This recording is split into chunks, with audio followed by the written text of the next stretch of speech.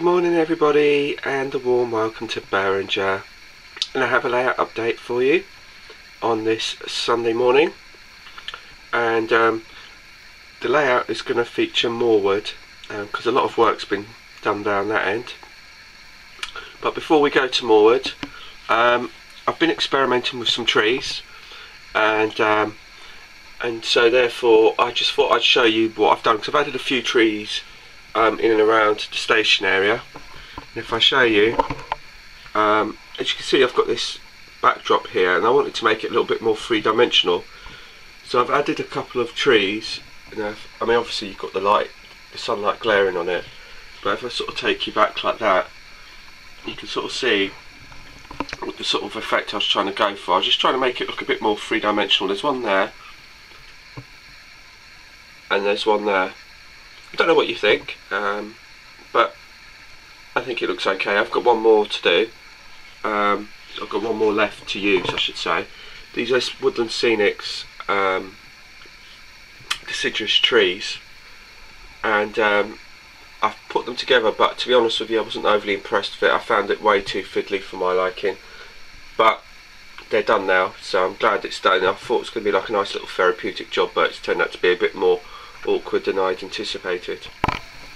So here we are at Morwood, and as you can see, there's more trees that I've put on onto this layout, and there's a line of them which I said I was going to do. Like I said, I'm not overly impressed with them. I've done them, and I had a go. I didn't really enjoy it, to be honest, but it's created a nice effect though on the upside, and it's kind of broken up, so when the train comes down it doesn't look so bad. You know, it doesn't go, your eye doesn't get drawn straight into what's the blank space on the right from the driver's view. So I'm pretty pleased with that side of things. Also with Morwood, I've added, which doesn't look like much if you can see it, but I've actually added, I had some of this sky left over from when I was doing the B&Q and that side of it, and I decided that I wanted to reuse it rather than waste it, so I cut a template out of the newspaper. I've added it onto the background just to make it a bit more believable, and I've just drifted it down and drifted it down. I've added some fine leaf foliage, and I've also added another tree here which sits nicely here. And if I spin the camera around, it's actually quite a nice view of Morwood Station. It's actually full up today, so there you go. This view of Morwood Station as it stands at the minute. So you've got my 4VEP on the left, my little 2-car DMU in the middle, and the 4SEP on the far side. And you can see also, which you probably can't really tell, to be honest with you, because it's quite difficult to see, I guess, from the camera, that there is a bit of sky, blue sky on the back here that I've added, which has made a huge difference to the actual layout.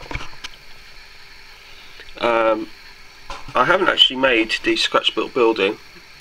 I did have an attempt, but I wasn't overly impressed with it, so I dropped it. And I might end up buying a BR station buffet type waiting room that you get for the platforms, that type of thing. I've seen one around, I don't know exactly what it's called. Also what I've done here is I've added the foliage, and I've got shot off the plan of putting a low relief building because I thought it was going to take up too much. So what I've decided to do is I thought this would be a more realistic, have another unmanned station here, and it sits much better here. And basically I think it's so much of an improvement actually. So you've got the blue sky, and the passengers come up, they walk across the footbridge, across, and basically into the ether, and basically the van that's there, the BR van, it sort of represents kind of cars parked in a line, if you see what I mean. And they're just walking out from the station to their van. What I'm thinking of doing is I was thinking of possibly putting a phone box here, and I've got a little lamp post there. So that's kind of about the end of it. I've still got the arches to do,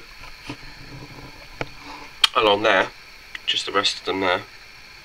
I've got the card to do this bit of it, and the card will just go across there, and then after we're going to probably overlay it with either some mod rock and then blend it in, or maybe some more foliage and overgrow it up and over.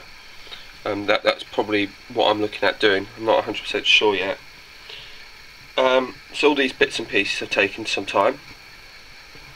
If we go over to just Offered on the Hill briefly, the only real update up Offered on the Hill, see, getting too old, my knees are creaking, is I've just added a tree. Another attempt at making a tree. It's come out okay.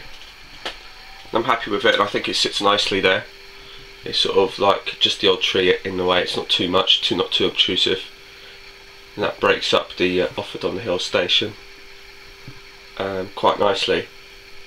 And that's pretty much what I've been doing. I mean, it doesn't seem like much, but it's actually been pretty time consuming, especially the trees. The trees seem to take more time than I thought. But this is me trying to make the most of what I have, considering the limited resources I have. And I guess if you see it down there, the trees will make a nice difference as obviously you approach it with a DMU. So I'm pretty pleased with that as well.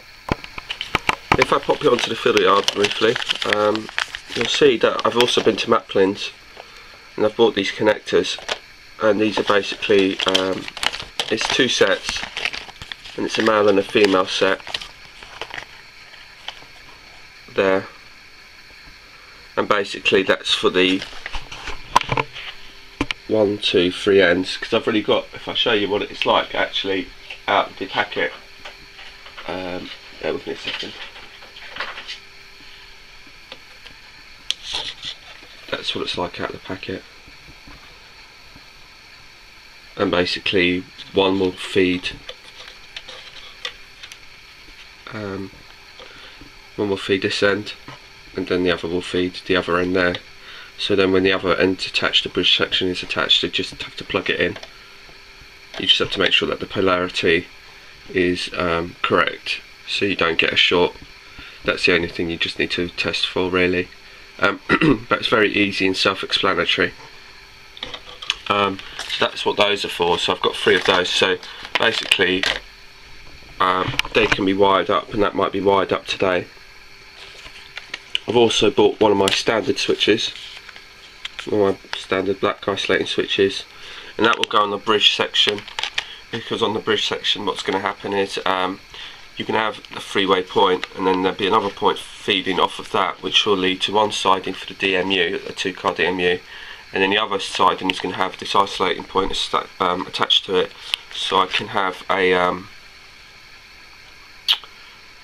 2 basically single engines just stable there whilst they're waiting their turn. So as the loco brings the